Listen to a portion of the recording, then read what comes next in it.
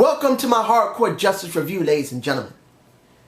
I want to say this before I get started with this. Seeing that Taz is gone, I got this one thing to say about Taz. Taz, I loved you as a wrestler. You did really good commentation at one point. Now you're not that good. You know what? You going off, I hope everything was alright. There wasn't no attitude. More power to you. I hope wherever you go, you do well. Getting that done, seeing Al Snow there is a nice dynamic. I don't know if he'll completely work out with Josh. They seem to have some good chemistry, but I don't know until we see the next couple of impacts. There's a good possibility they may switch him out and put in JB. You never know. But if they don't and they stick with Al Snow, it could be okay. I wouldn't be totally opposed seeing Al Snow in that position. Next, the lighting in TNA is slightly better because they now use the blue lighting at the very edges where the people are supposed to be.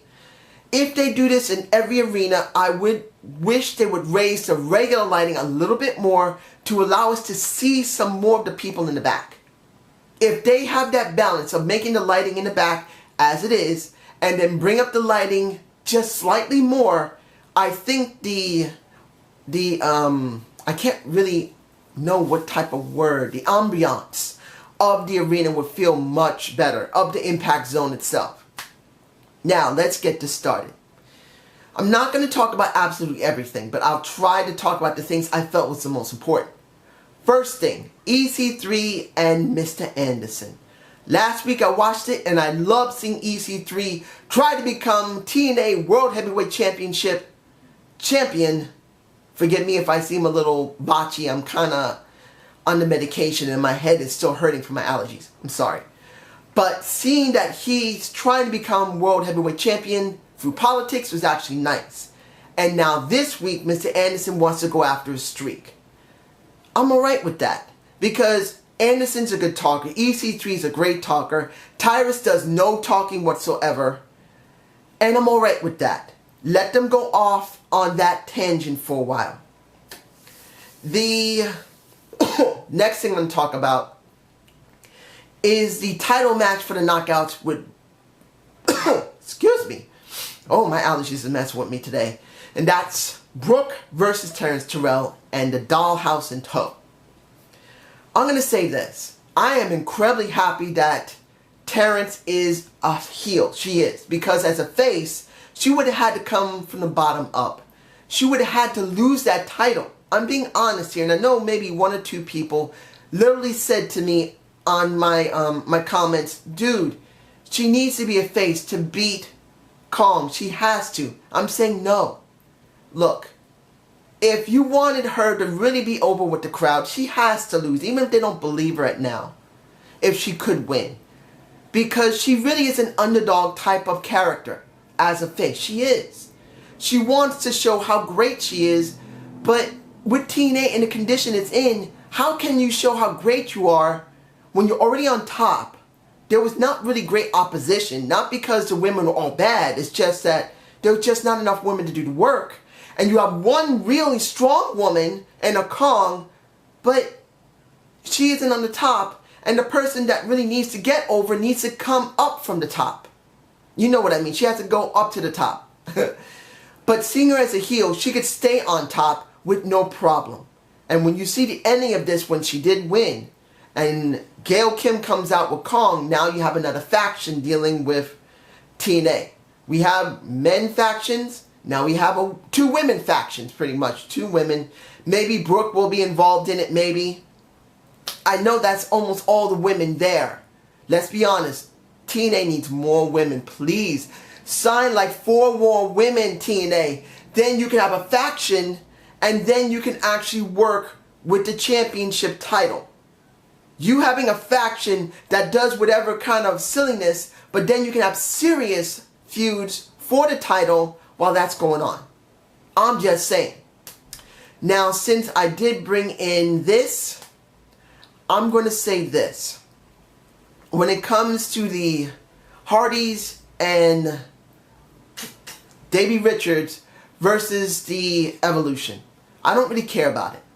The only thing I'm talking about is Jeff Hardy breaking his leg, and I'll be doing a debate of the week on that. That should be coming next if I'm not sick like a pig. I feel dizzy. But day one, I'm alright with it, but I don't know what's going to happen now that Jeff has broken his leg. I think it might be Davey Richards, and it's going to be Matt Hardy for a while. Now, going to the poll... Sorry. Woo! Sorry.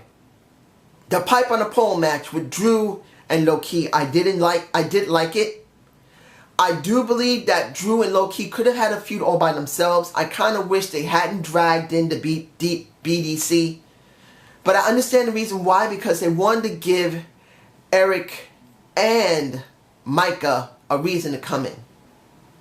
I'm sorry. That's how I think they felt. I could have been happy that there wasn't a rising, but it is getting over and I'm alright with it.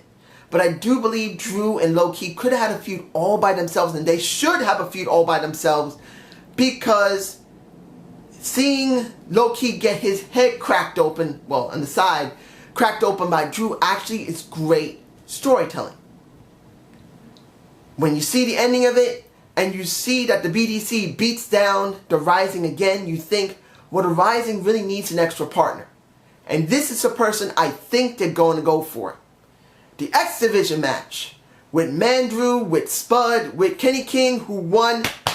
Long live the King, baby! Have to say, because he did win a championship. And Tigre Uno. The match was all about Spud. This was showing how much of a true underdog he is. And now that Kenny King won, Spud now needs to rise to the occasion. His promo was beautiful. I do believe that he will be the under the radar performer of 2015 if they allow him to keep rising the way he is. I believe that. He doesn't need to have the World Heavyweight Championship to be one of the most over people in the company. People love Spud. And the way he is, I believe with enough time, now that he's not with JB, he's not with Mr. Anderson, he's not with EC3, which is a travesty, because they had great chemistry together. I do believe Spud can truly get over and get the position he deserves. And he said it best. AJ Styles, oh, everybody, Kazarian, Samoa Joe, so many people got that championship, and I'm one of them after 14 years. He did a great job. And he would be a perfect person for the Rising. Yes, he's a small guy, but he could go up against Low-Ki. He can go up against Kenny King, which makes the most perfect sense. Kenny King has his title. Let him join the Rising, and that would make the most sense. Now, oh, Angle versus Eli. Non-title stretcher match. It's a good match. It wasn't great, but it was very good. But here's the question I pose all of you. How far are they going to go with Eli now? We don't have Austin Aries right now. Either he's taking a break, or maybe he's doing a movie, he's taking a break. Maybe he actually has an injury or some type of family problem.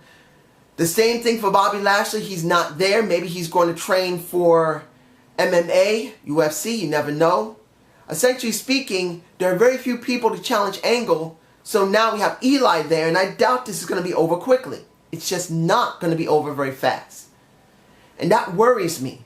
I'm hoping this won't turn bad, but it could. The last thing I'm going to talk about, am I forgetting anything? No. That is about Storm and Magnus. I said that this could be a great, great feud, and it's shaping up to be one. Magnus getting paranoid, worrying about his wonderful wife, Mickie Jane, who looks gorgeous. Her body looks deliciously beautiful. Her son looks cute. And then seeing Storm there, seeing that he's trying to seduce her and draw Magnus in as a heel even more.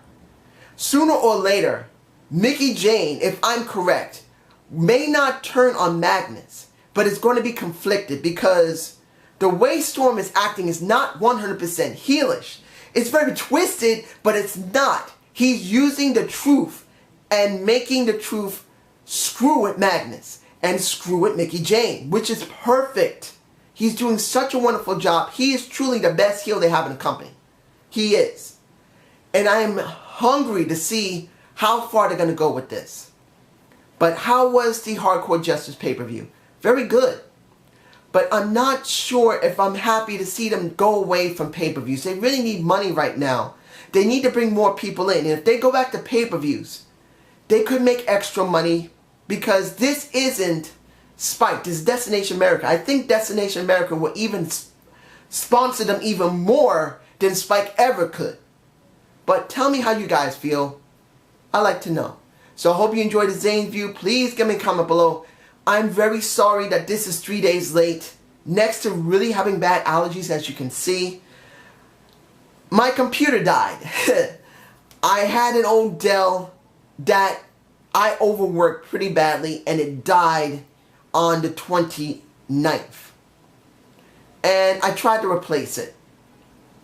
And that didn't work. I had to take the computer back that I got. That didn't work. I got another computer that took me, it took me a couple of days to get it all straightened out. And essentially speaking, now the computer is working. Hopefully this new one will not give me issues. I'm hoping to put out more content. So you keep watching. I will be doing Debate of the Week. Keep looking, keep watching, and be healthy and be alright. Peace out!